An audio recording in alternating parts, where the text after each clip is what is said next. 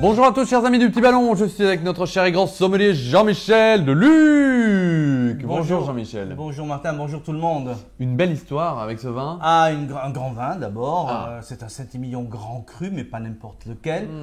J'ai eu l'occasion de le déguster à la partie comme ça à Londres, lors d'une de mes rencontres avec nos abonnés anglais. C'est beau. Voilà, et j'avais trouvé ce vin extraordinaire. Il n'était pas encore en bouteille, il allait être mis en bouteille au mois de mars. J'ai dit, voilà l'occasion de faire découvrir un nouveau vin. Donc c'est tout nouveau, personne d'autre là, ça commence à sortir.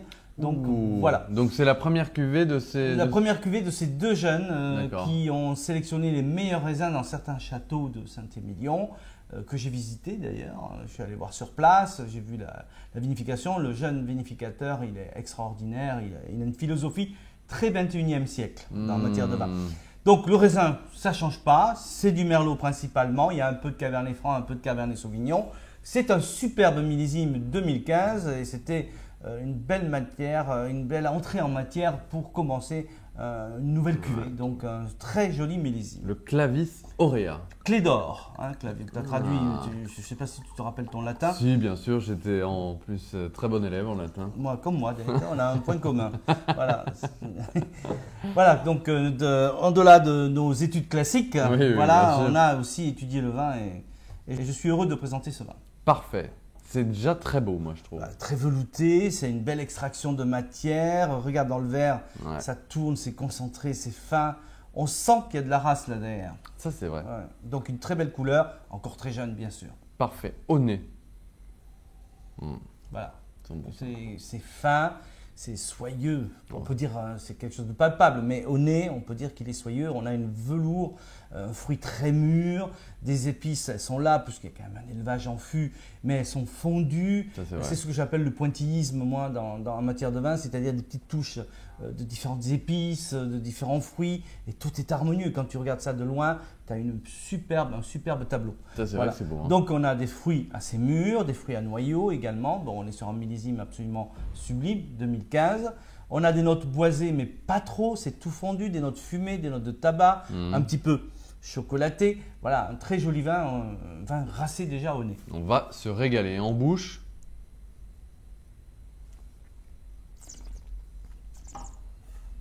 Trop bien. C'est la classe. C'est vrai que c'est la classe. Hein. Voilà, c'est velouté, c'est rond. On retrouve les fruits qui sont absolument fondus, les épices qui reviennent derrière, qui donnent un peu de caractère et qui relèvent un petit peu le vin en finale. Réglisse. Il y en a dans le moteur, comme on dit. Ça, c'est vrai. Ouais, on sent que ce vin, ça va pouvoir se garder et ça va être magnifique. Ça va être magnifique dans quelques temps. Quoi qu'on puisse le boire jeune aussi ce soir. Ah, moi je le boirais maintenant. Hein. Ah oui, parce que le fruit est absolument magnifique. Ça, c'est vrai. Par contre, justement, comment on fait quand on a un si grand vin pour maximiser son plaisir? Souvent ce qui m'arrive, je raconte ma vie personnelle. Allez-y. Je pars de la maison le matin, je n'hésite pas à mettre mon vin en carafe le matin pour le soir. Je laisse ma carafe à la cave. Voilà. Si vous n'avez pas de cave, mais que vous avez une carafe, il suffira de le mettre 2 heures en avance dans la carafe, bien l'aérer, une carafe assez large, ne pas hésiter dans sa jeunesse.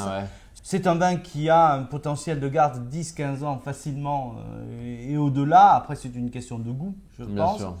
Mais d'ici 5-6 ans, ça va être absolument magnifique. Ça, c'est exactement le vin qu'il faut avoir dans sa cave pour épater les habitudes. Donc goûtez-le maintenant pour son côté un peu jeune, justement, moi que j'adore. Et aujourd'hui, sur ces tanins un peu jeunes, un peu croquants, il faut aller sur du sang. C'est-à-dire des viandes un peu rouges, saignantes, bel agneau, du bœuf, du canard, etc. Plus tard, sur des viandes un peu plus cuites peut-être. Tu vois, moi, j'imagine déjà un filet de bœuf Wellington. Wellington? Oui, c'est comme Napoléon, mais c'est la version anglaise. Pas mal. Et on a donc un bœuf en croûte. Un filet de bœuf en croûte avec une sauce périgourdine légèrement truffée. Oh là là.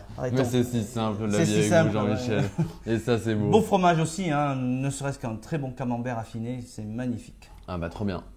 Jean-Michel, merci de nous faire découvrir de si belles pépites. Voilà, merci à Franck et à la scène de nous avoir offert cette opportunité. Clavis Aurea, première mondiale. Allez, disons-le. Allez, vous avez raison. Et merci Jean-Michel et bonne dégustation à vous tous. Bonne dégustation.